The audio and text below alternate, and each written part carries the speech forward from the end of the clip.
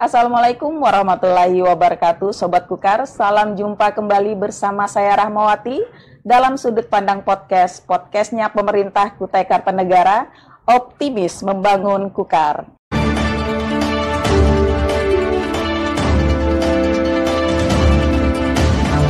Sudut Pandang Podcast, optimis membangun Kukar.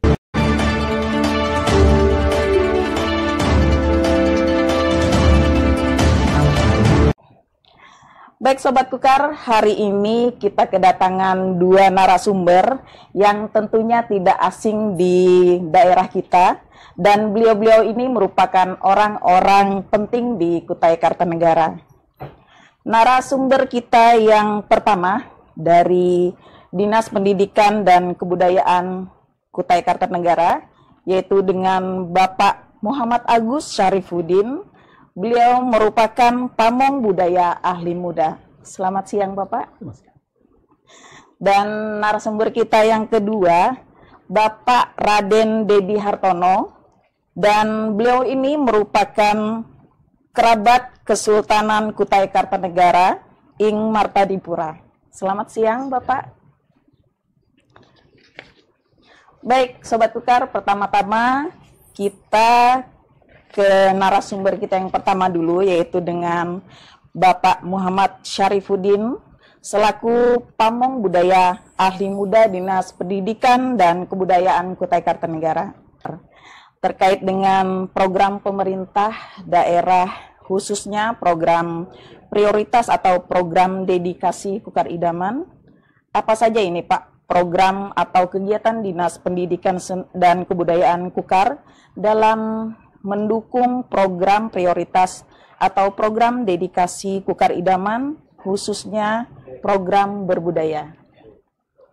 Baik, Assalamualaikum warahmatullahi wabarakatuh. Waalaikumsalam warahmatullahi wabarakatuh. Saya Agus Syarifuddin, salah satu pamong budaya yang ada di bidang kebudayaan Dinas Pendidikan dan Kebudayaan Kutai Kartanegara, terkait dengan program dedikasi Bupati, yaitu program Kukar Idaman, khususnya di program Kukar Berbudaya. Namun sebelumnya kami menyampaikan dulu bahwa Kutai Kartanegara adalah salah satu basis budaya yang di Kalimantan Timur, yang kaya akan potensi seni dan budaya di Kalimantan Timur. Baik. Dan di samping budaya juga sejarah ya yang cukup panjang. Kita punya beberapa peninggalan kerajaan Kutai kuno, kemudian juga kerajaan kesultanan yang bernuansa Islam. Terkait dengan program Kukar Berbudaya, kami ingin sampaikan dulu bahwa ada 6 strategi ya di program Kukar Berbudaya untuk mendukung dan mengimplementasikan program Kukar Budaya di Kutai Kartanegara. Yang pertama itu identifikasi dan pencatatan kekayaan budaya. Jadi kita ada beberapa karya budaya yang sudah kita susun melalui pokok pikiran kebudayaan daerah di tahun 2018. Ada lebih kurang 189 karya budaya. Baik. Yang merupakan implementasi dari Undang-Undang Nomor 5 Tahun 2017 tentang Pemajuan Kebudayaan. Nah, jadi 10 OPK itu wajib kita lindungi ya, kita pelihara dan dikembangkan. Kemudian strategi yang kedua untuk mendukung program Kukar Budaya adalah pelestarian cagar budaya dengan melibatkan masyarakat setempat. Nah, kita juga banyak memiliki situs-situs ya, objek yang diduga sebagai cagar budaya yang harus kita lindungi. Dan ini masih dalam tahap proses untuk mengidentifikasi dan mengusulkan untuk penetapan. Kita tahu bahwa cagar budaya itu ada peringkat, ya, ada peringkat kabupaten, cagar budaya peringkat provinsi, dan cagar budaya peringkat nasional. Yang ketiga itu ada pembinaan lembaga dan kelompok seni. Nah, jadi kita juga punya kewajiban untuk mendukung program Kukar Budaya itu ada pembinaan terkait dengan terhadap kelompok seni yang ada di Kutai Kartanegara. Sampai saat ini ada sekitar 200 kelompok seni yang ada di Kutai Kartanegara. Cukup banyak ya yang harus kita bina. Yang keempat itu pemberdayaan masyarakat atau lembaga adat dalam pelestarian nilai-nilai budaya. Nah, di sini di samping Jukompasnya ada lembaga adat. Kita bersinergi dengan OPD lain, ya Dinas Pemberdayaan Masyarakat Desa yang punya tugas untuk membina lembaga-lembaga adat dan Kertanegara. Kemudian yang kelima itu revitalisasi bangunan-bangunan cagar budaya. Di Undang-Undang Nomor 11 Tahun 2010 tentang Cagar Budaya itu sudah dijelaskan di sana. Dan kita juga sudah ada Undang-Undang Nomor Peraturan Daerah Kutai Kartanegara Nomor 14 Tahun 2014 tentang Cagar Budaya. Kutai Kartanegara punya kewajiban untuk memelihara dan melindungi cagar budaya ketika cagar budaya itu sudah ditetapkan oleh Pak Bupati. Dan yang terakhir memaksimalkan gelar seni sebagai wahana eksplorasi seni budaya. Dan ini sudah kita lakukan di tahun ini saja. Kita sudah sejak awal tahun sudah melaksanakan ada gelar apresiasi pentas seni budaya. Di samping Erau ya tentunya. Ya, Erau juga pasti banyak kegiatan-kegiatan yang bernuansa untuk meningkatkan seni dan budaya dan mempertahankan seni dan budaya di Kutai Kartanegara. Kemudian di samping ada perubahan nomenklatur Dinas Pendidikan, kami juga ketika dulu bidang kebudayaan berada di Dinas Pariwisata dan saat ini sudah sejak tahun 2017 kembali ke Dinas Pendidikan, banyak pekerjaan rumah yang harus saya lakukan ya untuk mengimplementasikan dan mendukung program Kukar Berbudaya ini. Baik. Dan sejak tahun 2021 ketika saya masuk di bidang kebudayaan di Sekbud, sudah banyak prestasi yang kita dapat. Ya, salah satunya dalam peningkatan SDM, misalnya dalam pemilihan duta budaya, kemudian dalam kegiatan Festival Tunas Bahasa Ibu, terkait dengan revitalisasi bahasa daerah. Nah, ini semua mensupport. Apalagi tahun ini informasi IKN akan berpindah di PPU ya. Dan yang terakhir belum kami sampaikan bahwa alhamdulillah tahun 2023 kita sudah mendapatkan panji-panji pembangunan bidang kebudayaan tingkat provinsi yang merupakan agenda tahunan dari Provinsi Kaltim dalam kegiatan hari ulang tahun provinsi. Ya, baik. Telah diterbitkannya SK Bupati Kutai Kartanegara ini Pak ya, dengan nomor 173 garing SK Mendatar BUP garing HK garing 2002 yang terkait juga dengan penetapan cagar budaya. Dalam SK tersebut ada 9 penetapan cagar budaya baru di Kukar ya Pak ya. Apa saja ini Pak, dan alasannya penetapan cagar budaya tersebut itu seperti apa? Ya, baik. Sebelumnya kami sampaikan dulu bahwa Kutai Kartanegara sudah memiliki tim ahli cagar budaya, ya, ditetapkan di tahun 2022. Karena sebelum tahun 2002 kita belum memiliki tim ahli. Nah, setelah kita memiliki tim ahli, punya tugas ya, bahwa tugas kita adalah untuk bisa sesegera mungkin ya mengidentifikasi seluruh objek yang diduga sebagai cagar budaya, situs ya, untuk segera ditetapkan sebagai sebuah cagar budaya. Dan sebenarnya yang 9 itu yang sebutan tadi itu adalah penetapan di tahun 2022. Nah, di tahun 2003 itu ada lagi tambahan, tapi ini masih dalam proses penetapan. Dan 9 cagar budaya itu tersebar di sekitar 3-4 kecamatan. Bisa saya sebutkan ya. Yang pertama itu ada situs Kubur Tajau di situs Kubur Tajau Gunung Selendang di Kecamatan Sanga-Sanga. Kemudian ada rumah penjara Belanda juga di Kecamatan Sanga-Sanga. Ada Tugu Pembantaian Sanga-Sanga di Kecamatan Sanga-Sanga. Kemudian yang 4 ada makam Aji Pangeran Sinom Panji Mendapa di Dusun Merangan di Jembayan, Kecamatan Lokulu. Yang ke-6 itu ada Tugu Pembantaian Lokulu. Yang ke-7 ada situs kawasan Muarakaman, ya, situs Prasasti Yupa. Kemudian yang ke-8 ada Kompleks Makam Kesultanan Kutai Kartanegara di Tenggarong, bersebelahan dengan Museum Mulawarman. Dan yang selanjutnya, yang ke-8 itu ada Masjid Jami Amir Hasanuddin Tenggarong. Dan yang terakhir adalah cagar budaya Rumah Besar yang ada di Jalan Ahmad Yani Tenggarong. Nah, ke-9 CB ini sudah ditetapkan oleh Bupati. Namun kita juga mengusulkan 12 lagi yang saat ini menjadi kawasan budaya di sekitar Museum Mularaman dan sekitar Darton. Ada 12 cagar budaya yang sudah ditetapkan, mulai dari Tugu titik nol sampai di Jembatan Besi. Baik. Ya. Untuk pemeliharaannya sendiri seperti apa, Pak?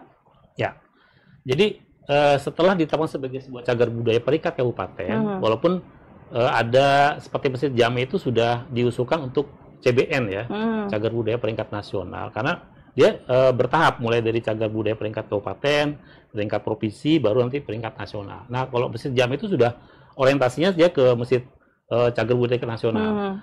Nah, setelah ditetapkan ada kewajiban pemerintah ya untuk melindungi, kemudian melestarikan dan memanfaatkan cagar budaya ini untuk kepentingan masyarakat gitu. Dan juga untuk kepentingan pendidikan, khusus pendidikan ya. Baik. Jadi satuan pendidikan tuh bisa mempelajari cagar budaya yang sudah ditetapkan oleh kita. Gitu. Bapak Raden Dedi Hartono, selamat siang Bapak. Siang. Event Erau adalah event yang selalu ditunggu dan dirindukan banyak orang ya Pak ya, terutama masyarakat Tenggarong ini Pak dan sekitarnya, bahkan dari luar daerah juga datang ke daerah kita. Asal kata dan sejarahnya itu seperti apa Pak? Ya, baik. Assalamualaikum warahmatullahi wabarakatuh. Waalaikumsalam warahmatullahi wabarakatuh. Erau itu bisa secara etimologi kata bisa diartikan rame atau meriah. Nah, dulu Erau sendiri muncul untuk memperingati lahirnya Haji Batara Agung Dewa Sakti dan mulai menginjakkan kaki ke tanah di usia 5 tahun. Makanya diadakan Erau karena dianggap sebagai orang yang suci dan titipan dari Kayangan. Akhirnya diadakan acara yang meriah untuk menyambut itu.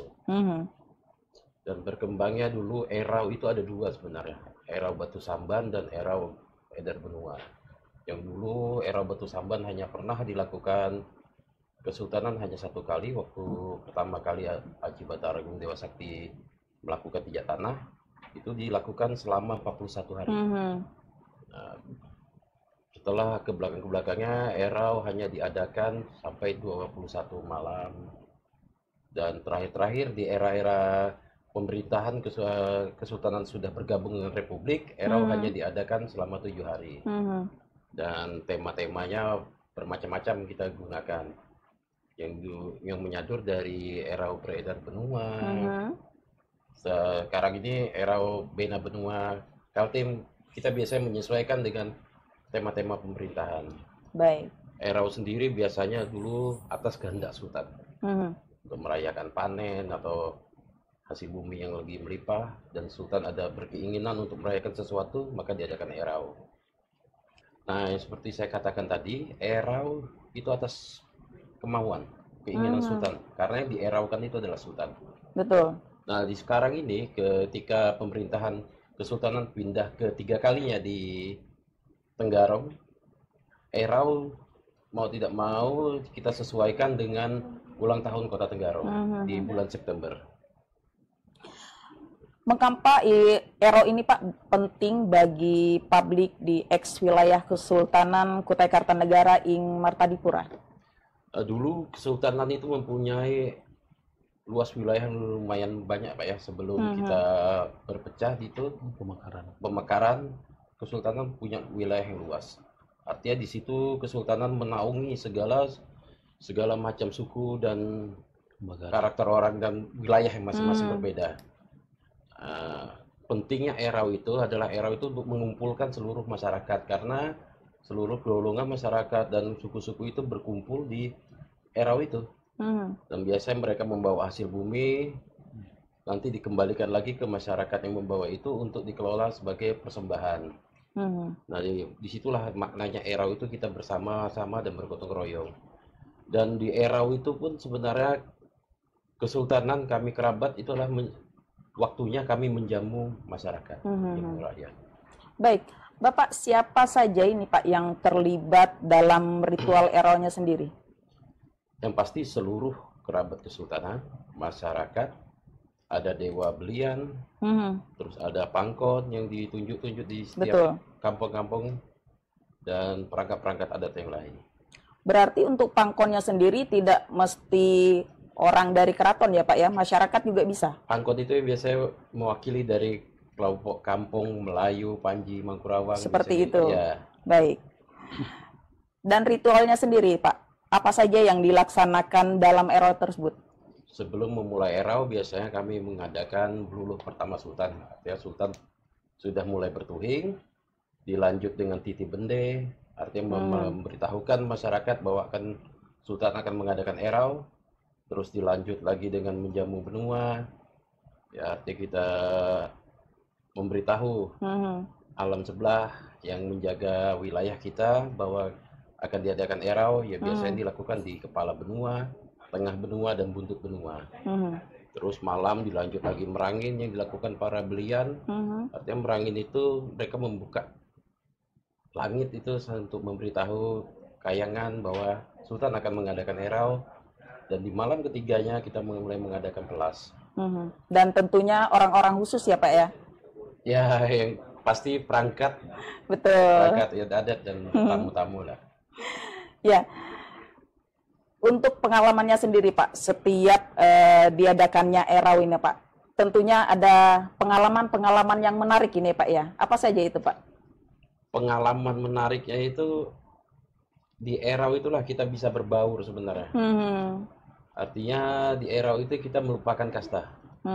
Derajat kita sebagai bangsawan dan masyarakat itu yang bisa diambil hikmahnya dalam erau. Makanya pemerintah mengadakan acara tambahan di luar erau itu beseprah Pak ya. Nah beseprah itu kan mempunyai makna. Seprah itu sendiri kain yang dihampar, maknanya kain.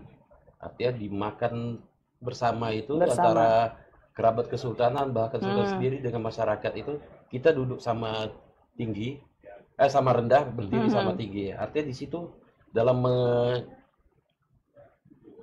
menikmati rezeki dari yang kuasa, kita sama-sama sebagai makhluk ciptaannya. Di situ yang bisa kita ambil bahwa erau ini mengajarkan kita untuk lebih hikmat lagi dengan sang penguasa. Baik, tentunya juga menjaga silaturahmi antara pihak keraton dan masyarakatnya sendiri ya. Iya, betul. Harapan Dinas Pendidikan sendiri nih Pak, bagi masyarakat yang memiliki rumah atau bangunan kuno yang telah berusia lebih dari 50 tahun ini Pak. Ya.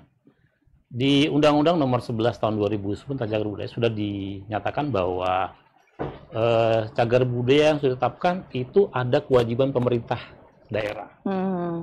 Kemudian ada juga kewajiban masyarakat dan komunitas ya untuk memelihara cagar budaya yang sudah ditetapkan. Jadi bukan hanya pemerintah yang memiliki tanggung jawab, masyarakat juga punya tanggung jawab untuk memelihara itu agar bisa dijadikan faktor unsur edukasi bagi anak-anak kita gitu. Bahwa kita memang kaya akan sejarah dan budaya, cagar budaya kita juga banyak yang sudah ditetapkan. Kemudian anak-anak kita juga bangga dengan apa yang dimiliki oleh daerah ini. Saya kira itu. Dari Kemendikbudristek ini RI ada program penetapan warisan budaya ya Pak ya, yang tak benda. Dari Kabupaten Kukar sendiri, apakah sudah ada penetapan atau usulan untuk penetapan warisan budaya tak benda? Ya. Dan jika pun ada yang diusulkan, apa alasannya Pak? Ya. Tadi sudah saya katakan bahwa kita punya OPK itu banyak ya, sekitar 189 lebih, dan semuanya itu belum ditetapkan sebagai warisan budaya. Dan sejak tahun 2015 ya, ketika bidang kebudayaan itu masih berada di Dinas Pariwisata, ada sudah beberapa karya budaya kita yang sudah ditetapkan sebagai sebuah warisan budaya tak benda Indonesia. Jadi ada beberapa yang sudah ditetapkan oleh Dinas Pariwisata, melalui Dinas Pariwisata menurut saya, dan juga banyak yang ketika di bidang kebudayaan berada di Dinas Pendidikan juga banyak juga. Sampai saat ini ya, WBTP kita tuh mulai ditetapkan itu mulai tahun 2015. Itu yang paling pertama kalau tidak salah tuh Undang-Undang Kesultanan Kutai Kartanegara. Undang-Undang Panji Selaten ya. Nah, itu yang paling pertama ditetapkan sebagai sebuah warisan budaya tak benda. Dia manuskrip, masuk domain manuskrip ya. Kemudian yang kedua erau. Nah, erau juga sudah ditetapkan sebagai sebuah warisan budaya tak benda Indonesia. Dan sampai saat ini konsekuensinya kita harus dilestarikan era itu, dan alhamdulillah kita setiap tahun Iya. melaksanakan kegiatan itu. Dan pastinya sudah menjadi agenda tahunan ya Betul, Pak ya. ya sudah menjadikan agenda nasional juga ya era ini. Bahkan sudah diakui oleh Kemendikbudristek. Betul. Jadi sampai saat ini ya di tahun 2023 itu sudah ada 19 karya budaya kita yang ditetapkan sebagai warisan budaya tak benda Indonesia dari beberapa domain. Jadi bukan hanya ada tradisi, juga ada teknologi tradisional, ada pengetahuan tradisional, ada dari 10 OPK itu ada bermacam-macam. Sampai ada tradisi naik ayun juga sudah kita. Bahkan yang di tahun yang lalu itu sampai 5 karya budaya. Dan memang masih banyak ya karya budaya kita yang belum ditetapkan. Dan tahun ini kita ada 5 karya budaya yang kita usulkan untuk ditetapkan. Dan proses itu panjang. Karena sebuah karya budaya itu ditetapkan itu melalui tulisan dan kajian. Kemudian baru divalidasi oleh kementerian. Kemudian kembali ada 3 tahap itu validasinya. Sampai diusulkan ditetapkan sebagai sebuah WBTBI. Nah, gitu. Ya. Di Kabupaten Kukar ini telah membuat kebijakan revitalisasi ya Pak ya, bahasa Kutai, dan telah ditetapkan juga menjadi muatan lokal dalam kurikulum di sekolah. Ya. Revitalitas apa yang ini Pak yang melatar belakangi kebijakan tersebut? Ya. Jadi bahasa daerah itu, khusus bahasa Kutai ya, itu adalah salah satu bahasa daerah yang rentan punah. Kenapa? Karena bahasa Kutai adalah salah satu bahasa yang sangat sedikit penuturnya. Apalagi di era digital sekarang ini, anak-anak muda tuh sudah lebih banyak menggunakan bahasa media sosial ya, Betul. TikTok, YouTube. Nah, Iya. sehingga bahasa Kutai itu sudah mulai jarang dilakukan. Bahkan ada anak-anak muda sekarang tuh agak malu menggunakan bahasa daerah. Padahal sebenarnya itu sesuatu yang positif. Harus kita akui, kita harus bangga dengan bahasa daerah yang kita miliki. Walaupun kita tidak punya aksara, tapi kita harus bangga. Dan alhamdulillah bahasa Kutai itu sudah 2 kali direvitalisasi, yaitu sejak tahun 2022 dan 2023. Bahkan bahasa Kutai sudah ditetapkan oleh Bupati sebagai salah satu muatan lokal ya yang harus dilaksanakan di sekolah-sekolah. Jadi mulai dari PAUD, SD sampai SMP. Bahkan kita sudah punya silabus dan ini untuk modul ajarnya, bahan ajar itu sudah dalam proses ya, proses penggandaan modul bahan ajarnya. Jadi bahasa Kutai sekarang sudah diterapkan sebagai sebuah muatan lokal di sekolah-sekolah di lingkup Kabupaten Kutai Kartanegara. Dan alhamdulillah dulu sebenarnya pilot project-nya hanya sekitar 12 saja ya. Ada 12 sekolah. Kalau nggak salah ada kalau nggak 12 10 ya. Jadi ada SD-nya itu ada 8, SMP-nya ada 4. Jadi ada 12 sekolah untuk melaksanakan pilot project muatan lokal bahasa Kutai, itu bahasa daerah.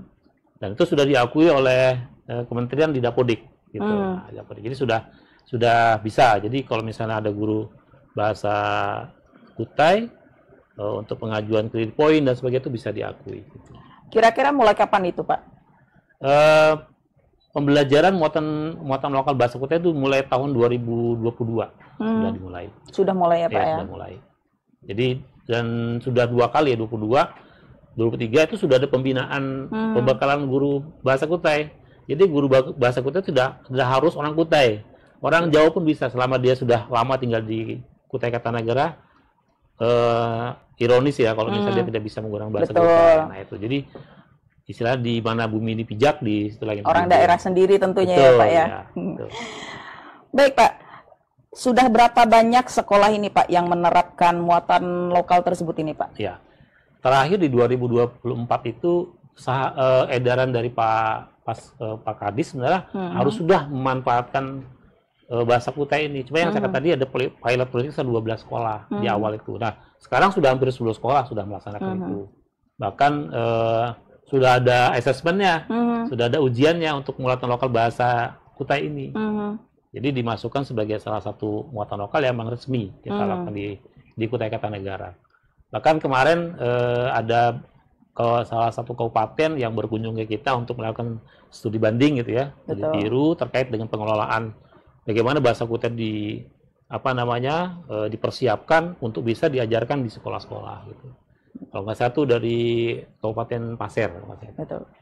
Dan kita sudah untuk lebih menggalakkan bahasa Kutai juga dari kita bekerja sama dengan kantor bahasa Kalimantan Timur melakukan revitalisasi bahasa daerah, karena bukan hanya bahasa Kutai yang di Kalimantan itu, ada bahasa Kenyah, ada bahasa Pasir, ada bahasa Bulungan ya tahun ini, bahkan juga nanti ada bahasa Tidung kalau nggak salah. Jadi banyak setiap tahun akan bertambah terus bahasa-bahasa daerah yang akan direvitalisasi. Karena di Indonesia itu banyak sekali bahasa yang ternyata ada sekitar 700 lebih bahasa daerah yang ada di Indonesia gitu, termasuk di Kalimantan ini. Iya. Nah, jadi kalau tahun ini pun kantor bahasa itu menyampaikan dengan kita untuk melaksanakan mengimplementasikan kegiatan muatan lokal itu melalui festival. Namanya itu Festival Tunas Bahasa Ibu. Gitu. Ada 7 kategori yang dilombakan. Baik. Jadi dari tingkat kabupaten, nanti tingkat provinsi, nah gitu, sampai ke tingkat nasional. Gitu. Dan ini sudah tahun kedua ini kita laksanakan. Baik. Ada pelatihan-pelatihan khusus seperti itu, Pak? Ada ya. Jadi kita melalui Dinas Pendidikan Kebudayaan kabupaten, kota, Sekaltim itu ketika bahasa daerah itu akan direvitalisasi, maka ada kerjasama dengan kantor bahasa. Nah, tadi saya katakan bahwa Kabupaten Kutai Kartanegara sudah banyak ya guru-guru yang diberikan pembekalan terkait dengan bahasa Kutai. Dan narasumbernya pun dari guru-guru senior kita, yang di SMP, yang di SD, bahkan juga dari Dinas Pendidikan juga ada. Gitu. Sebagai narasumber, mentor untuk menularkan terkait dengan bahasa Kutai. Bahkan kita sudah punya kamus sendiri, punya kamus bahasa Kutai. Nah, dan ini tahun ini rencana ada revisi keduanya. Bekerja sama dengan kantor bahasa Samarinda untuk melaksanakan penambahan kosakata baru di dalam kamus itu. Apakah ada ini Pak perbedaan erau di masa lalu dan saat ini? Apa perbedaan yang dirasakan dan apa saja penyebabnya ini Pak? Ya, itulah salah satu ya tadi tentang seperti yang Bapak jelaskan tadi tentunya Pak ya. Keinginan masyarakat untuk menjaga marwah lagi. Saya berharap ke depannya masyarakat itu merasa terlibat dan memiliki erau itu sendiri. Karena erau itu adalah milik kita semua. Yang kebetulan yang dieraukan adalah sultan.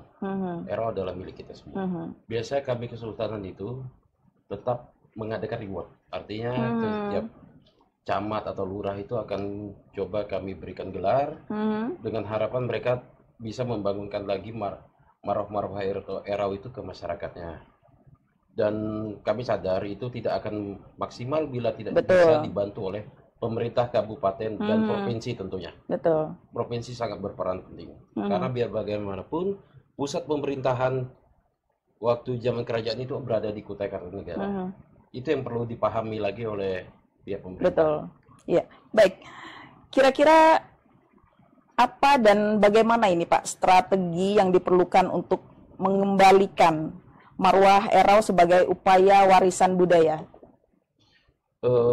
Erau bisa kita jadikan lokomotif, gerbang lokomotif untuk budaya-budaya Kalimantan Timur.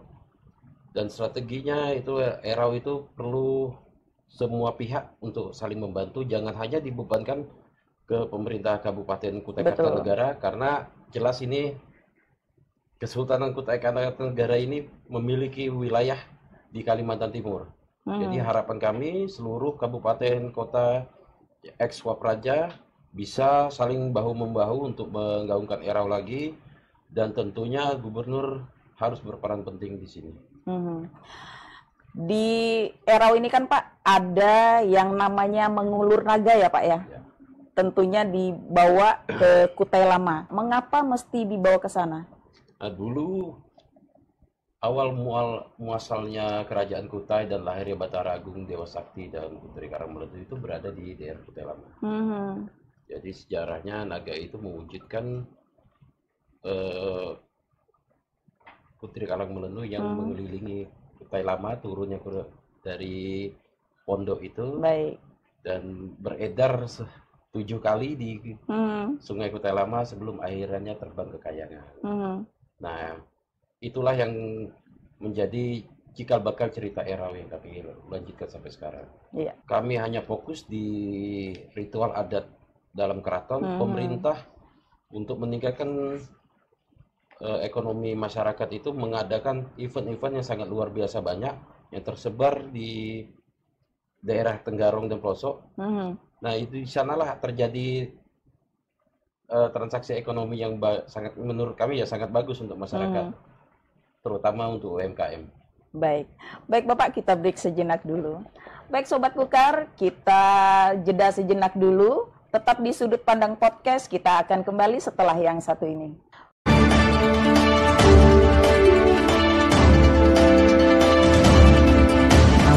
Sudut Pandang Podcast, optimis membangun Kukar.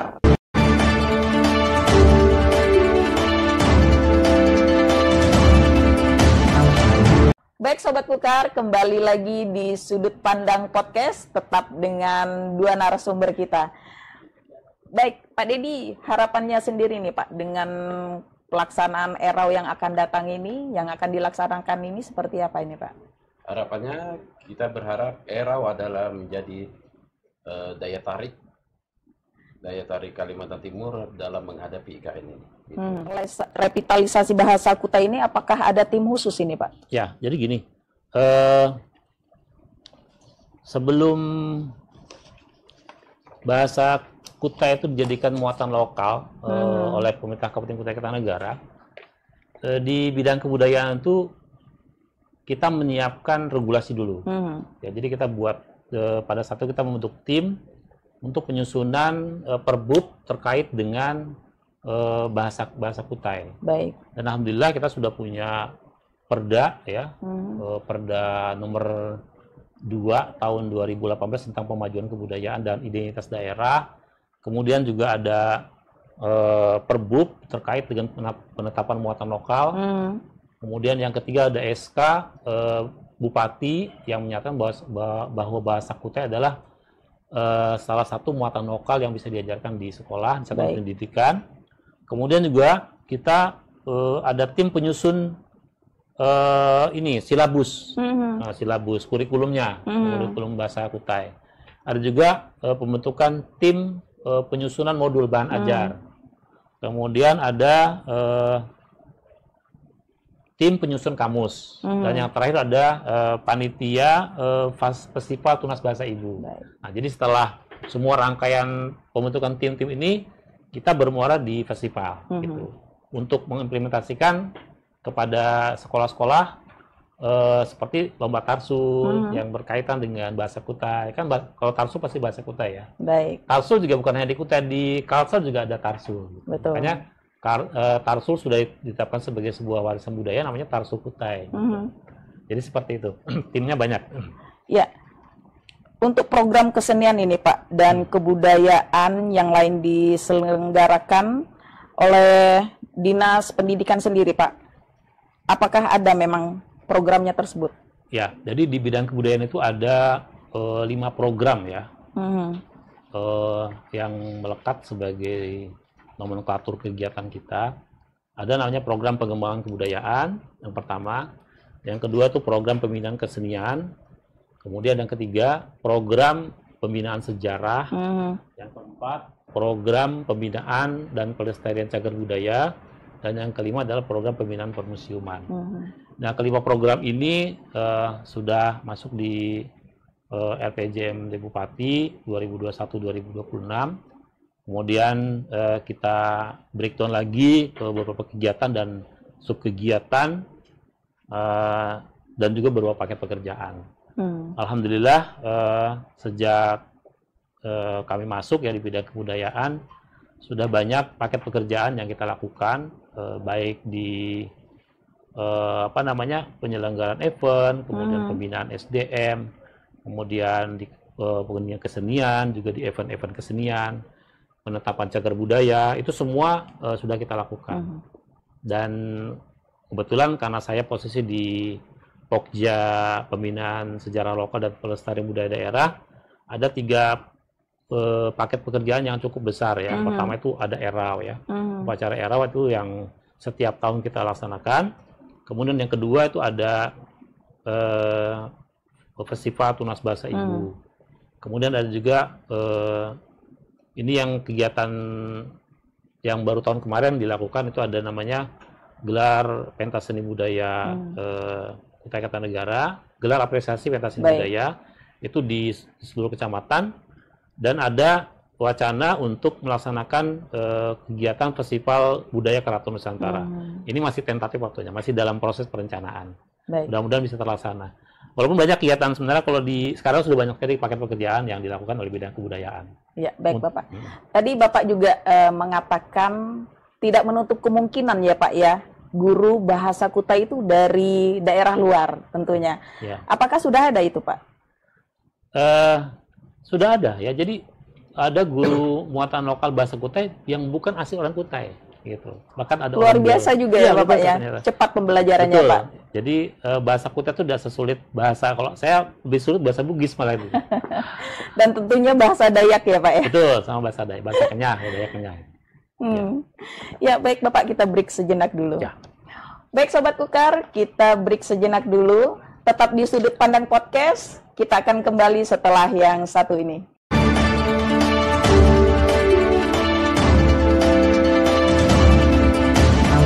Sudut Pandang Podcast, optimis membangun Kukar.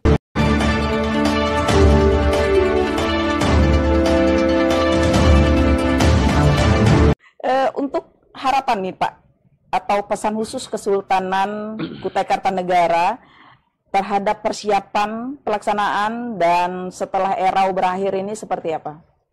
Artinya untuk persiapan besar, harapan kami melihat ERAW itu bisa kembali ke zaman dahulu. Artinya sejak bergabung dengan pemerintahan, ada ERAW-ERAW itu tetap dipertahankan. Seperti tradisi setiap masyarakat dalam menyambut tamu. Nah, dulu di setiap kampung-kampung itu disediakan homestay yang dikelola oleh masyarakat setempat. Jadi tamu-tamu yang lokal itu tidak kesusahan lagi mencari tempat tinggal. Dengan seperti itu kita mengajarkan masyarakat kita untuk mencintai ERAW sendiri, marwah ERAW sendiri. Artinya mereka otomatis selain menyediakan tempat tinggal dan biasanya makan ditanggung oleh tuan rumah sebagai pemilik homestay, mereka juga otomatis menjadi tour guide. Baik. Dan dulu kebiasaannya otomatis mereka akan mempercantik kampung-kampung mereka. Nah ini mungkin yang mulai agak ditinggalkan dan perlu itu kerjasama seluruh komponen pemerintah, baik kabupaten, provinsi. Betul. Karena secara keseluruhan Kalimantan Timur itu ex-Wapraja Kesultanan Kutai. Perlu ya ada lagi aturan-aturan seperti itu yang bisa mengetatkan lagi. Baik. Dan kontingen-kontingen dulu yang ex-Wapraja dan sudah dimekarkan, ini juga kehilangan tentang marwah ERAW. Di situ yang bisa kami lihat. Karena apa? Dulu mereka datang dengan kontingen yang besar dan kelompok-kelompok masyarakat yang besar. Sekarang hanya perwakilan dari kelompok lembaga seni. Ya tidak salah, tapi agak kurang menggerak ke masyarakat. Karena harapan kami ERAW di zaman sekarang itu bisa menggugah segala, mempertahankan budaya, salah satunya juga meningkatkan ekonomi permasyarakatan kita. Betul. Itu yang sangat penting bagi kami. Iya. Selain nilai edukasi, juga ada nilai ekonomi yang bisa kita dapat. Iya. Dalam pelaksanaan ERAW kan biasanya kita juga mengundang dari daerah luar, bahkan juga di mancanegara ya Pak ya. Apakah ada penyambutan khusus atau upacara khusus ini Pak untuk penyambutan dari para tamu tersebut Pak? Sebenarnya undangan ERAW itu untuk tamu-tamu luar itu kebetulan itu hanya kenalan-kenalan sultan bersama sultannya. Untuk sambutan khusus kami di keraton itu hanya fokus dalam pelaksanaan adat. Biasanya dibantu oleh pihak pemerintah yang sekarang sangat proaktif untuk membantu dalam seremonial seperti itu. Dengan Kukar berbudaya ini seperti apa Pak? Baik, Kukar Berbudaya, salah satu program dedikasi Bupati Kutai Kartanegara. Tentunya banyak hal yang harus mendukung ya, termasuk kita pemerintah Kutai Kartanegara melalui Dinas Pendidikan dan Kebudayaan berharap ada peran serta dari masyarakat untuk bisa mendukung program dedikasi Bupati ini. Tentunya sangat penting ya Pak ya. Masyarakat juga harus mengetahui program-program yang dilakukan oleh kepala daerah, tidak tanpa terkecuali juga masalah budaya.